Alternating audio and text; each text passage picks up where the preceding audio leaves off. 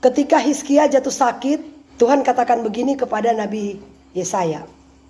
Yesaya, sampaikanlah kepada Hizkia, 3 hari lagi dia akan mati. Saudara, saya percaya kalau saudara jatuh sakit, tiba-tiba Tuhan mengutus hamba Tuhan untuk memberitahu kepada kita bahwa 3 hari lagi kita akan mati. Kira-kira bagaimana perasaan kita? Takut. Namanya juga kita manusia. Sekarang timbul pertanyaan, apakah Tuhan bisa merubah keputusan? Ketika Hizkia mendengar bahwa 3 hari lagi dia akan mati, tindakan apakah yang dilakukan oleh Hizkia pada saat itu? Ketika dia mendengar kabar, ternyata dia hidup tinggal 3 hari lagi. Yang Hizkia lakukan, dia tidak cari manusia sebagai tempat dia berlindung. Tetapi Alkitab katakan, saat itu juga dia langsung menangis di hadapan Tuhan. Dia menghadap ke dinding, saudara, kemudian dia katakan begini kepada Tuhan. Tuhan, bukankah selama ini aku sudah setia kepada Engkau? Bukankah selama ini aku melakukan apa yang baik dan berkenan di hadapan Engkau? Itu aja doa yang Hizkia sampaikan di hadapan Tuhan. Tuhan bisa merubah keputusan. Walaupun keputusannya dia sudah ambil dan itu pasti akan terjadi. Tetapi Tuhan bisa merubah keputusan ketika dia melihat ketaatan, ketulusan, kehidupan kita yang berkenan di hadapan Allah. Coba Ibu Loisa bacakan ayat 3. Ah Tuhan, ingatlah kiranya bahwa aku telah hidup di hadapan-Mu dengan setia dan dengan tulus hati, dan bahwa aku telah melakukan apa yang baik di mata-Mu. Kemudian menangislah Hizkia dengan sangat. Hizkia ini dia mencurahkan isi hatinya bukan kepada manusia. Saudara, ulang-ulang kali saya katakan, kalau kita punya masalah, tempat yang paling aman untuk kita mencurahkan isi hati kita itu kepada Tuhan. Kalau kita curhat kepada manusia, belum tentu kita bisa memperoleh jalan keluar, belum tentu.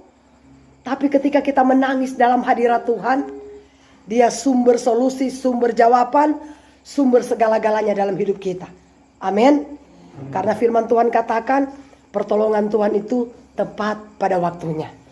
Dan tidak pernah terlambat ketika Tuhan memberikan pertolongan kepada kita. Saudara, ketika Hizkia menangis di hadapan Tuhan, Tuhan melihat, kasihan juga lihat nih Hizkia ini. Kalau saya ambil nyawanya, sayang juga. Biar aja, ku cabut perkataanku. Dia suruh lagi si Yesaya. Yesaya belum keluar dari pintu, Tuhan sudah suruh kembali. Yesaya, kembali lagi kamu ke Hizkia. Katakan kepada Hizkia, kamu tidak akan mati, tapi aku akan perpanjang umurmu 15 tahun lagi.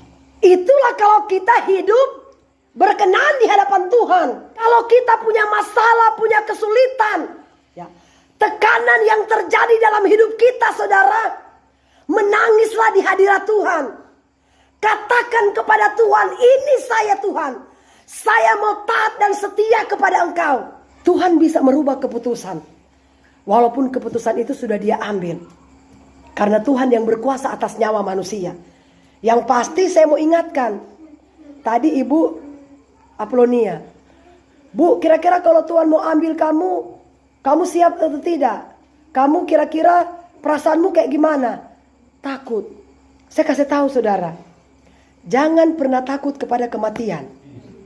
Kenapa saya katakan jangan pernah takut? Sekarang saya tanya dulu, siapa yang pemanen? Bapak pemanen? Ya. Pak, kira-kira capek nggak Pak kerja di ladang? Capek. Mama Loisa capek nggak bolak-balik pergi antara anak-anak sekolah? Capek. Ya. Tuhan bilang begini saudara, ketika kita mati, kita diistirahatkan dari jerih lelah kita. Berarti Tuhan membebaskan kita dari apa? Dari penderitaan. Kenapa kita takut mati? Mungkin karena hidup kita belum beres. Kalau kita hidup berkenan di hadapan Tuhan, jangan pernah takut mati. Karena Alkitab katakan, hidupku untuk Kristus, mati karena Kristus keuntungan besar buatku. Artinya Tuhan istirahatkan kita dari rasa capek di dunia ini. Yang pasti kita sudah tahu alamat kita, sorga yang kekal. Amin. Itu. Untuk itu setialah kepada Tuhan Bapak Ibu Saudara. Supaya setiap permintaan dan doa kita, Tuhan pasti menjawab tepat pada waktunya. Karena Tuhan sangat mengasihi orang-orang yang setia dan taat kepada firman Allah. Seperti apa yang dilakukan oleh Hizkia. Amin.